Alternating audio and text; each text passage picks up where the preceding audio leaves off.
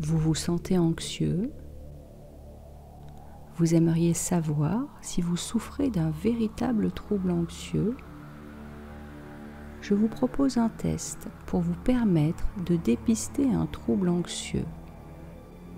Même si ce test ne remplace en aucun cas un avis médical, je vous offre ce test appelé HAD, Hospital Anxiety and Depression Scale. L'échelle HAD est un instrument qui permet de dépister les troubles anxieux et la dépression. Dans cette vidéo, nous n'allons nous focaliser que sur le dépistage du trouble anxieux. Aussi, je vous propose 7 questions à noter de 0 à 3. Restez jusqu'à la fin de la vidéo car je vous donnerai mes astuces de thérapeute pour vous permettre de réduire vos ressentis d'anxiété. Munissez-vous d'un papier et d'un crayon. Nous allons commencer.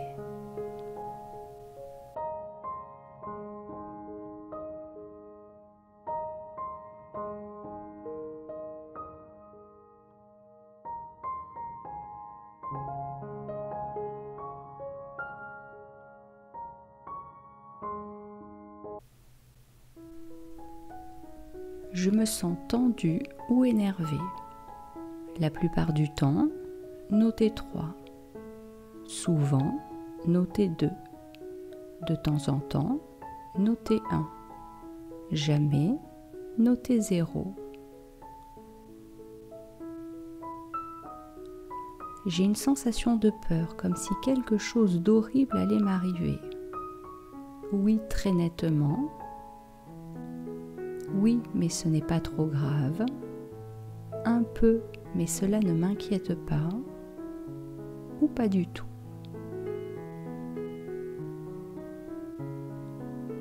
Je me fais du souci. Très souvent, assez souvent, occasionnellement, très occasionnellement.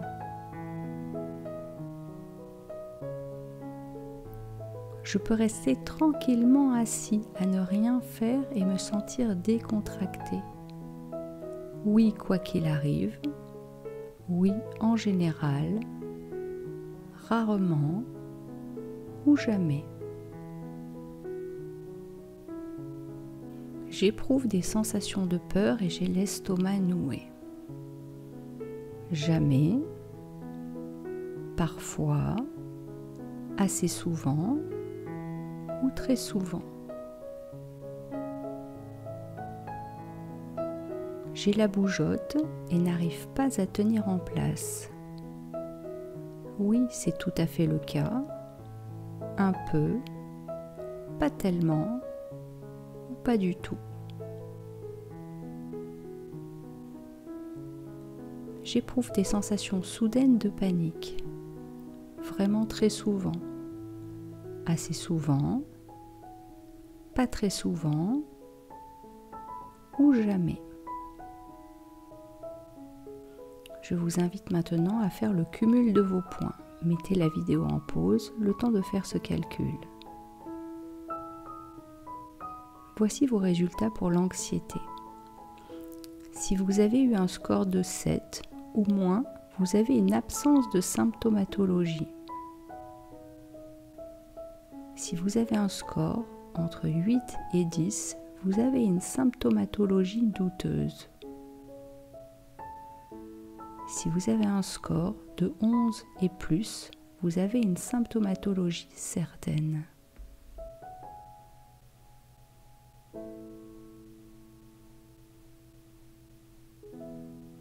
Voilà, donc comme promis, je vais vous donner mon avis sur chacun des points de ce test. Donc dans la première question, on vous demande si vous êtes souvent tendu ou énervé.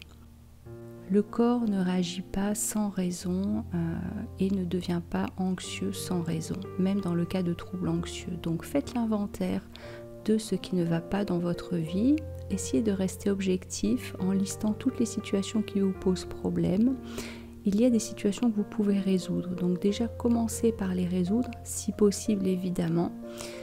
généralement en fait votre esprit, votre cerveau va tourner autour de tout ce qui n'est pas résolu. Pourquoi? Parce qu'en fait votre cerveau voit que ça représente un danger pour sa survie. Donc du coup il va vous tourner en boucle des sujets tant que vous ne les avez pas résolus. Donc je vous propose cette vidéo que j'ai déjà faite sur le sujet qui va vous expliquer comment procéder. Une fois que vous avez fait cet exercice, donc faites-le régulièrement, vous pouvez commencer à réduire vos ondes cérébrales, faire de la cohérence cardiaque, peut-être de la méditation, de la sophrologie, mais tant que vous n'avez pas résolu vos problèmes, vous allez vous sentir tendu, énervé. Ça ne sert à rien de faire de la méditation, à la limite, ça va être contre-productif et ça va même vous écœurer. Pour le deuxième point de ce test, on vous demande en fait si vous avez la sensation que quelque chose d'horrible va arriver. Alors ça, généralement, ça se situe au niveau de vos neurones, entre vos neurones, c'est-à-dire qu'il y a des synapses lors d'événements particuliers qui se sont créés et qui ont été chargés de l'information de peur. Donc vous avez peut-être subi un traumatisme et à partir de là, vous savez que vous ne vous êtes plus retrouvé comme avant. Ou alors vous avez eu des mini-chocs à répétition, des mini-stress qui ont fait qu'au bout d'un moment, vous êtes carrément tombé dans le négatif. Donc là, mon conseil tout de suite, c'est d'aller vers des choses que vous aimez. Vous avez en fait une énergie du matin au soir, elle va automatiquement par la force des choses, à cause donc de ces synapses qui se sont créées vers le négatif, et là vous avez l'impression d'être esclave de votre cerveau. Il va falloir faire un réel travail de rééducation en ramenant en fait vos pensées vers des choses que vous aimez, vers des choses qui vous font plaisir, de manière à remodeler votre cerveau. Vous savez qu'il est neuroplastique et vous l'avez en fait entraîné malgré vous à cause de certains événements à être dans le négatif. Donc là, il faut prendre le contre-pied et faire l'inverse. Pour le troisième point, je me fais du souci. Ce que je vous invite à faire, ça rejoint un peu la première question pour savoir si vous êtes tendu, énervé en ce moment et si vous avez des problèmes qui monopolisent votre esprit. Demandez-vous de nouveau si vous avez un contrôle sur ces événements, donc en les ayant listés auparavant, ou alors est-ce que vous pouvez juste les influencer, ou alors au contraire vous n'avez absolument pas d'influence. Et là, en pleine conscience, je vous conseille de faire le choix de lâcher prise et de ne pas mettre votre énergie sur ce que vous ne pouvez pas influencer. J'ai énormément de personnes en coaching avec moi qui sont mal pour une seule et unique chose, c'est qu'elles ont pris l'habitude, je dis bien l'habitude parce que souvent ce n'est que des habitudes, de mettre leur énergie, donc leurs pensées, leurs émotions et leurs comportements sur des choses sur lesquelles elles n'ont absolument pas de contrôle. Donc veillez à vous assurer en pleine conscience que vous portez bien votre attention sur des choses sur lesquelles vous avez entièrement le contrôle. Pour le quatrième point, je peux rester tranquillement assis à ne rien faire et à me sentir décontracté. Là, je vous invite véritablement alors, c'est important d'essayer de se poser et ça va vous permettre justement de voir si vous êtes anxieux ou pas, si vous sentez que ça bouillonne à l'intérieur. Si vous sentez que vous n'arrivez pas à vous poser, je vous invite à lister toutes les choses en fait qui tournent dans votre cerveau et posez-vous la question, est-ce que c'est urgent? Est-ce que c'est important? Est-ce que c'est urgent et important? Voyez le niveau de sévérité de ce qui tourne dans votre tête. En posant ça sur un papier, ça va déjà vous permettre d'extérioriser, de sortir ça de votre tête. Et en plus, vous allez vous rendre compte en essayant d'être objectif que finalement, les choses qui vous paraissent urgentes et importantes, finalement, ne le sont pas tant que ça. Et elles peuvent attendre et vous pouvez très bien vous poser, récupérer, voire allongez-vous. Ça va vous permettre de faire récupérer vos surrénales. Les surrénales sont responsables de la production d'abord d'adrénaline puis de cortisol, donc vous aurez toujours à gagner à vous allonger et avoir des temps de récupération.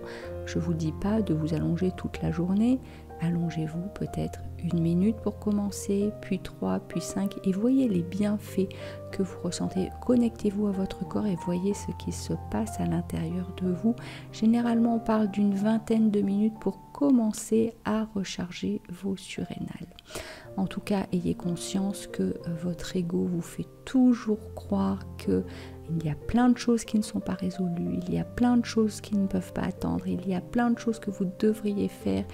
Donc au final, vous n'êtes pas assez, vous n'avez pas assez, vous n'en avez pas assez fait. Méfiez-vous, Tout ça, c'est le discours de l'ego. Essayez de vous en détacher. On y arrive avec l'expérience. Déjà, prenez conscience et ensuite, posez-vous, observez cet ego par de la méditation qui veut vous faire croire que tout est urgent et important. Ce n'est pas le cas. Il y a rarement des choses urgentes et importantes dans votre vie. Le 5e point, j'éprouve des sensations de peur et j'ai l'estomac noué. Alors quand on en est là, c'est qu'on a forcément eu des pensées de peur, des pensées qui ont entraîné des émotions et donc des comportements. Le corps réagit. Vous pouvez faire cet exercice par exemple de penser, d'imaginer croquer dans un citron. Et si vous y arrivez, vous allez voir que vous allez peut-être même faire une grimace. Les pensées ont un impact direct sur le corps. Donc pour ça, je vous invite à relâcher vos tensions, peut-être avec de la sophrologie, voire avec du sport. Essayez de vous dénouer, de vous relâcher, peut-être même faire du yoga, voire du stretching. Ayez conscience de l'état de tension dans lequel se trouve votre corps en disséquant partie par partie et ensuite relâcher. Il y a plein d'exercices sur ma chaîne pour vous permettre de relâcher vos tensions. Le 6e point, j'ai la bougeotte et n'arrive pas à tenir en place. Ça rejoint le 4e point où vous n'arriviez pas à rester assis tranquille. Donc les conseils s'appliquent également à vous si vous vous trouvez dans ce cas-là. Et ensuite, si, comme pour le 7e point, vous éprouvez des sensations soudaines de panique, essayez de vous rassurer. Alors je sais que c'est pas évident, mais dites-vous que si vous avez déjà ressenti ces sensations, vous n'êtes pas mort, vous n'allez pas mourir, vous êtes en parfaite sécurité. Essayez de revenir à la réalité et de vous rendre compte que ce sont des dangers imaginaires et que là maintenant, si vous regardez autour de vous, dans la réalité, il n'en est rien. Donc vous pouvez apaiser votre respiration, rallonger vos expirations par exemple, ça va activer le système de relaxation de votre corps et vous allez commencer à vous sentir mieux. C'est de nouveau, je le dis, un entraînement de l'esprit et profitez du fait que votre cerveau est neuroplastique, c'est-à-dire qu'il se modèle avec les expériences et les apprentissages. Donc vous avez tout à fait la possibilité. Les neurosciences le prouvent et on le voit en coaching avec 84% de réussite sur tous les troubles anxieux, traumatismes et phobies inclus. On peut arriver à la fin des peurs, entre 3 et 6 semaines, on a moins 50% des peurs et entre 6 et 12 semaines, on pérennise cet état. Donc il est tout à fait possible par un entraînement de l'esprit et des exercices adaptés de venir à la fin d'un trouble anxieux. Voilà, ce test et cette vidéo sont maintenant terminés. J'espère que ça vous a aidé à y voir plus clair. Dites-moi en commentaire quels sont vos résultats. Et dites-moi également en commentaire si vous voulez que je vous fasse ce même test mais pour la dépression, parce que ce test HAD est également fait pour les dépressions et on sait que dans le cas de troubles anxieux, les troubles anxieux qui sont mal diagnostiqués et donc pas suivis ni traités peuvent aboutir à de la dépression. Donc dites-moi si ça vous intéresse, je vous le ferai avec grand plaisir. N'hésitez pas à me mettre un pouce vers le haut, abonnez-vous également à ma chaîne, ce sera avec grand plaisir. Pensez également à activer la petite cloche de notification pour être informé dès qu'une vidéo est publiée. Je vous remercie et je vous dis à bientôt pour une prochaine vidéo. Au revoir.